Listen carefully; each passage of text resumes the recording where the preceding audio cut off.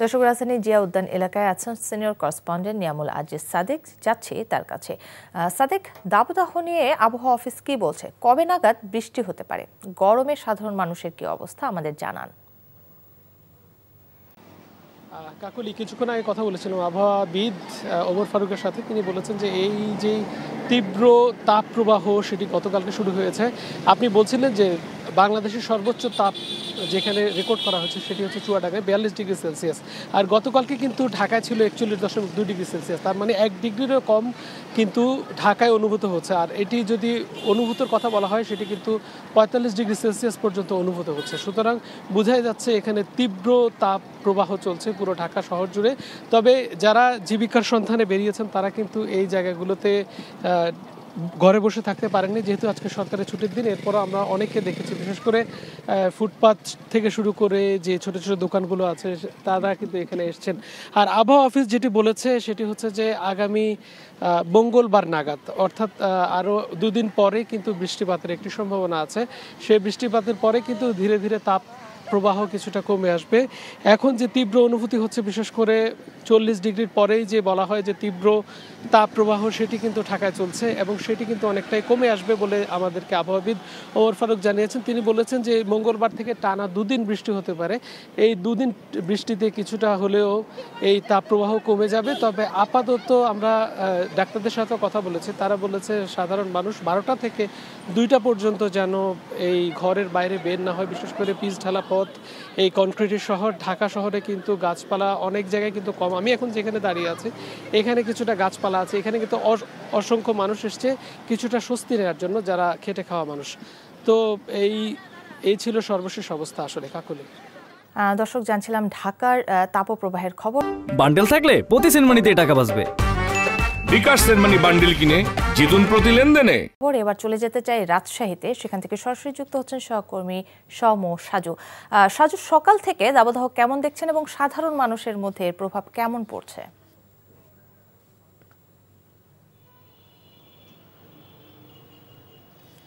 কাকলি, আমরা যদি আপনাকে তথ্য একটু জানাতে চাই, আজকের আবহাওয়ার তথ্য। আজকে সকাল 9টায় স্থানীয় আবহাওয়া অফিস তাপমাত্রা রেকর্ড করেছে 33.6 ডিগ্রি সেলসিয়াস। আর এখন এই 3 ঘন্টার ব্যবধানে সেটি 38 ডিগ্রি সেলসিয়াস অতিক্রম করেছে।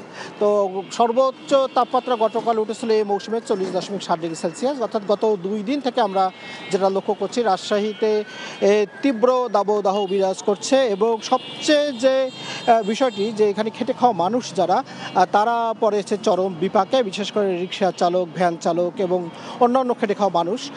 আপনাকে যদি আমরা একটু দেখাতে চাই যে রিক্সা চালকরা, তারা ভাড়াও কম পাচ্ছে, লোকজনের চলাচল যেহেতু কম, তারা জীবিকার তাগিদে তারা পথে নামছে। এবং আমরা দেখছি যে তারা একটু সুযোগ পেলেই কেউ রাস্তায় যে গাছের ছায়ায় গিয়ে অপেক্ষা করছে, কিংবা কেউ ছাতা মাথায় দিয়ে তারা এই যে তাপ, সূর্যের যে তাপ, সে তাপ থেকে রক্ষা পাওয়ার চেষ্টা করছে।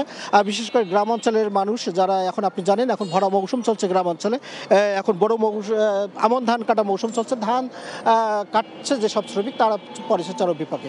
আর আমি রাজশাহী মেডিকেল কলেজ হাসপাতালে খোঁজ দিয়েছি, সেখানে প্রতিনিয়ত ডায়রিয়া সহ এই যে রোগের, গরমজনিত বিভিন্ন রোগের রোগীর সংখ্যা এখানে বাড়ছে। আমি চিকিৎসকদের সঙ্গে তারা কথা বলছি, তারা বলছে যে এই বিশেষ সময়ে সতর্ক থাকতে হবে সবাইকে, বিশেষ করে বৃদ্ধ এবং শিশুদের বাড়তি যত্ন নিতে হবে। এবং চিকিৎসকরা বলছে যে খুব বেশি প্রয়োজন না হলে দুপুর 12টা থেকে বিকেল 4:30 পর্যন্ত তারা যেন কেউ ঘরের বাইরে না যায়, এবং একান্তই যদি প্রয়োজন হয় যেতে, তাহলে কমপক্ষে ছাতা মাথা দিয়ে কিংবা একটি গামছা সাথে রাখার জন্য তারা পরামর্শ দিচ্ছে। এবং বিশেষজ্ঞরা, চিকিৎসকরা তারা বলছে যে রাস্তার পাশে যে শরবত বিক্রির ধুম পড়ে যায় এখন, বিশেষ করে খেটে খাওয়া মানুষ, তারা এই ঠান্ডা থেকে তৃপ্তির জন্য, একটু গরম থেকে একটু নিবারণের জন্য তারা শরবত খায়। এবং চিকিৎসকরা বলছে এইসব শরবত পরিহার করার জন্য তারা পরামর্শ দিচ্ছে, কারণ এইসব শরবত খেলে আরও ডায়রিয়া সহ নানা রোগ বাড়তে পারে বলে তারা আশঙ্কা করছে।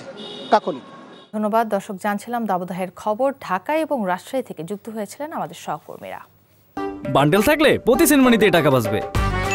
বিকাশ সেনমানি বান্ডেল কিনে জিতুন প্রতি লেনদেনে।